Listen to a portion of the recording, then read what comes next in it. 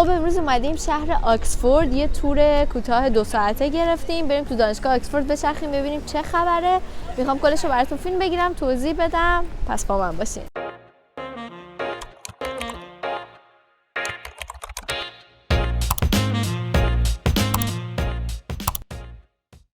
خب تور ما از کالج جیزس که یکی از 39 کالج دانشگاه آکسفورد هسته شروع شد. این کالج یا حالا دانشکده سال 1571 تأسیس شده و توش رشته‌های خیلی متنوعی از بیولوژی و فیزیک و شیمی و ریاضی گرفته تا رشته‌های مهندسی تا حتی رشته‌های علوم انسانی مثل تاریخ و حقوق و حتی موزیک توش تدریس میشه. بریم توش ببینیم چه خبره.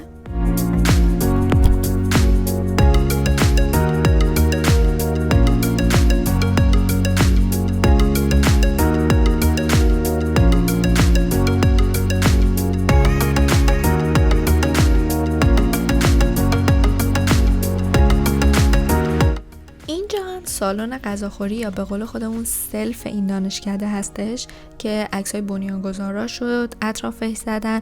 اون تابلوی بزرگم عکس ملکه الیزابته که میگن انقدر با ارزشه که اگر این ساختمون آتیش بگیره یه نفر باید بپره داخل آتیش و اون تابلو رو از آتیش بیرون بیاره.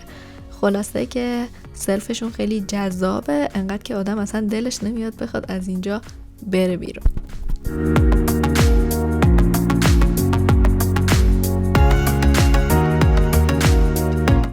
و اینم حیات دوم این دانشکده هستش که بعد از حیات اول و سلف بهش میرسیم که همه اون پنجره هایی که اون بالا میبینین خوابگاه های دانشجوها هستش. البته تعداد کمی هم کلاس هستن اما بیشتر محل اقامت دانشجوهاست.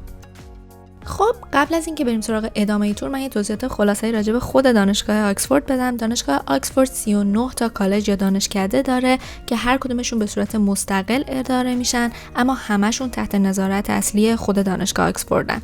به جز اونا 6 تا دانشکده خصوصی هم داره که کوچکتر دانشکده‌های اصلی هن و هر کدومشون توسط فرقه‌های مسیحی خاصی تأسیس شدن.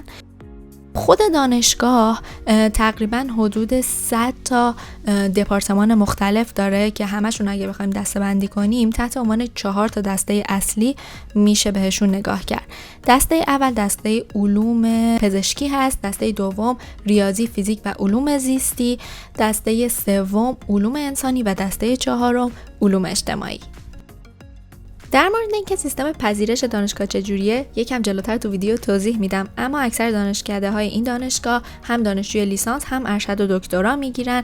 اکثر دانشکده هاش هم خوابگاه، هم غذا، هم یه سری سالن‌های اجتماعات و حمایت‌های معنوی برای دانشجوها فراهم میکنن.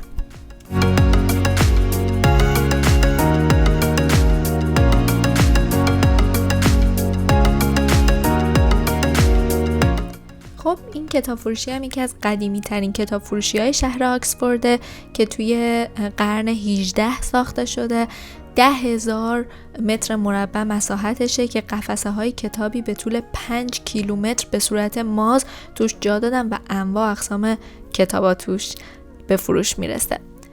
این سمت هم یکی از قدیمی ترین موزه های شهر آکسفورد هستش که الان در حال حاضر چیز خیلی خاصی که توش نگهداری میشه تخته‌ای هست که آلبرت انیشتین روش می نوشته.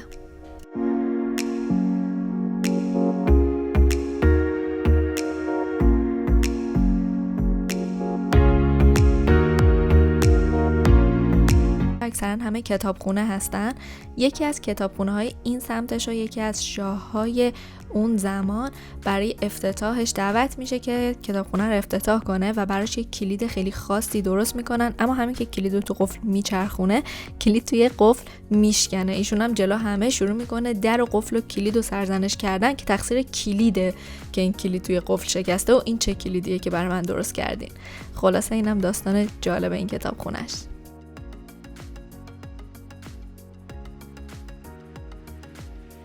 اینم ساختمون معروفیه که فیلم هری پاتر توش فیلم برداری شده. در حال حاضر این ساختمون برای انجام امتحانا و برای انجام مصاحبات پذیرش برای دانشگاه استفاده میشه. مصاحبات پذیرش به زبان انگلیسی هستش اما امتحانا به زبان لاتینه و جالب اینجاست که همش هم شفاهیه. در طول 3 روز دانشجوها باید امتحان بدن که در طول کل این 3 روز یه استادی در واقع در برابرشون میشینه، شروع میکنه ازشون سوال پرسیدن و دانشجوها باید به صورت شفاهی جواب سوالا رو بدن. اما جالب اینجاست که هیچ جواب درست و غلطی وجود نداره و اون استاد فقط میخواد ببینه طرز فکر دانشجو چطوری هستش. این درم در واقع دریه که بچه‌ها موقع فارغ التحصیلی باید ازش وارد سالن بشن. این کتاب بایبل که می‌بینیم بالاش گذاشته شده نماد اینه که شما هر چقدر دانشجوی خفنی باشین و از آکسفورد فارغ التحصیل شده باشین، بازم در برابر خدا و دین کوچیک‌ترین و بعد از زیر کتاب بایبل رد بشین.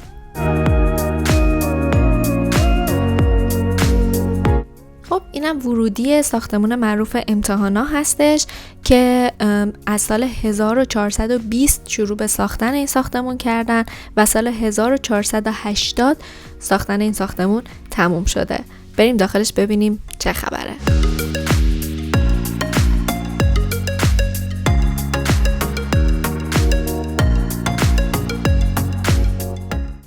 اینم داخل ساختمون با یه سقف فوق‌العاده جذاب که علاوه بر طراحیاش اول اسم تمام کسانی که برای ساختن این ساختمون یا برای مرمت و بازسازیش پول اهدا کردن نوشته شده. پنجره‌های بزرگش هم به خاطر اینه که اون زمانی که این ساختمون رو ساختن برق و چراغ نبوده، بنابراین به نور روز احتیاج داشتن برای اینکه دانشجوها بتونن اینجا امتحان بدن و به کاراشون برسن.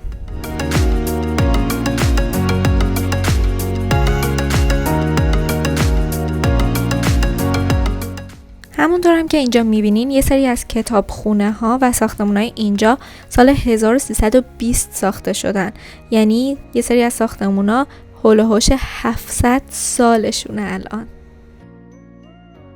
اگه از من بپرسین جالب ترین سازه دانشگاه آکسفورد کدومه، قطعا این ستون این کتابخونه یکی از انتخابای منه، چون جزئیات خیلی زیادی داره و خیلی خوشگل طراحی شده. این کتابخونه بزرگترین کتابخونه دانشگاه آکسفورد هستش که هر کتابی که به زبان انگلیسی چاپ میشه تو کل دنیا یه نسخش برای این کتابخونه فرستاده میشه.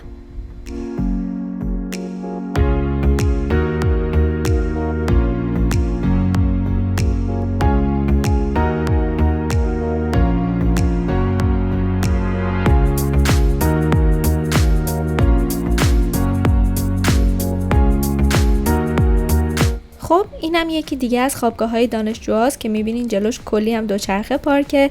این خوابگاه توسط این پل به این یکی ساختمون وصل میشه که این ساختمون پر از سالن‌های اجتماعات برای دانشجوهاست که دانشجوها میتونن توش دور هم جمع بشن، درس بخونن یا استراحت کنن.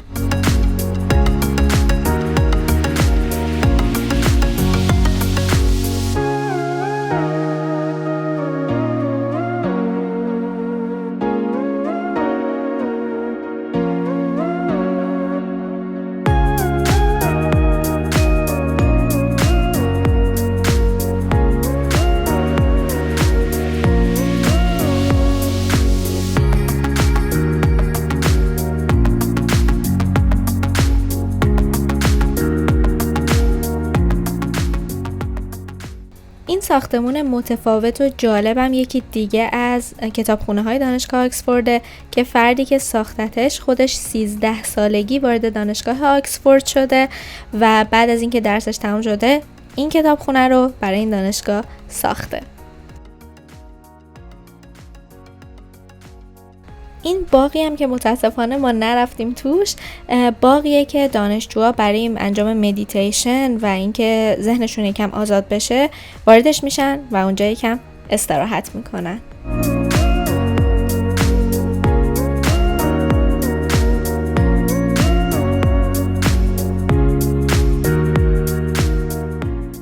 خب همینطور که داریم اینجا قدم میزنیم من یکم توضیح بدم راجع به سیستم پذیرش گرفتن از دانشگاه آکسفورد.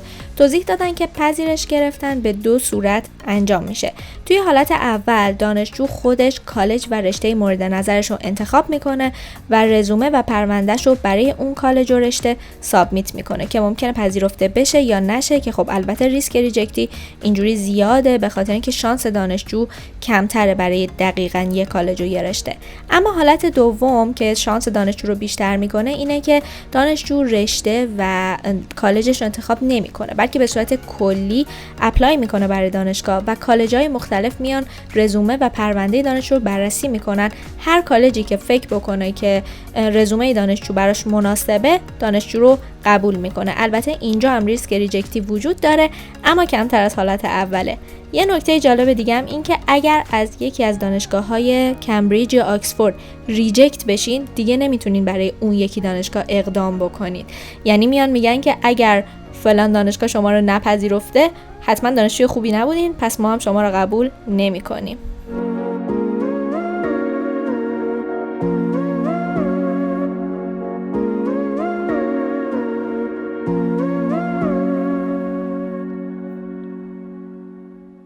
این کالج هم آخرین کالجیه که به خانوما اجازه ورود و تحصیل رو دادن، یعنی در واقع سال 1986 تازه پذیرش گرفتن و برای خانوما آزاد کردن.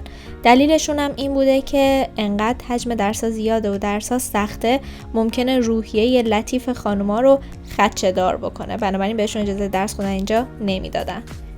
حالا اگر نمون رو برگردونیم و از این ساختمون کالج پشت سرمون رو نگاه کنیم و از این تونلی که بین این دوتا ساختمونه یکم جلو بریم به یه دری میرسیم که دریه که فیلم نارنیا رو اینجا فیلم برداری کردن. من فیلمش رو ندیدم اما میگن وقتی وارد شهر نارنیا میشن اولین چیزی که میبینن یه چراغه که در واقع این چراغه هستش.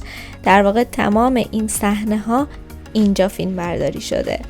اینم مجسمه های جالب با جزئیاتی که جلوی درش قرار دادن. خب همینطورم که داریم اینجا قدم میزنیم من یه توضیح دیگه بدم راجع به برنده شدن اسکالرشیپ در یکی از کالج‌ها. توضیح دادن که برای برنده شدن اسکالرشیپ 14 نفر از اساتید و اعضای کمیته با دانشجو مصاحبه میکنن و تازه علاوه بر اون شب هم دانشجو رو دعوت میکنن به یه مراسم یا مهمونی و رفتار دانشجو رو زیر نظر میگیرن. اگر دانشجو از همه این فیلترها عبور کنه به اندازه 1 سال بودجه تحقیقاتی بهش میدن که تو کالجشون ریسرچش رو انجام بده. و در نهایت هم تو مسیر برگشتمون به این ساختمون رسیدیم که ساختمونیه که مراسم فارغ التحصیلی بچه‌ها توش برگزار میشه. در واقع دانشجوها 2 بار وارد این ساختمون میشن. یک بار زمانی که تازه پذیرش گرفتن و جشن خوش آمدگوییشون توی این ساختمون برگزار میشه. یه سری کتای خاصی بهشون میدن و ورودشون رو به دانشگاه آکسفورد خوش آمد میگن. و بار دوم هم زمان فارغ التحصیلیه که جشن فارغ التحصیلیشون توی این ساختمون برگزار میشه. و در نهایت هم بعد از دیدن این برگشتیم به نقطه شروع تورمون.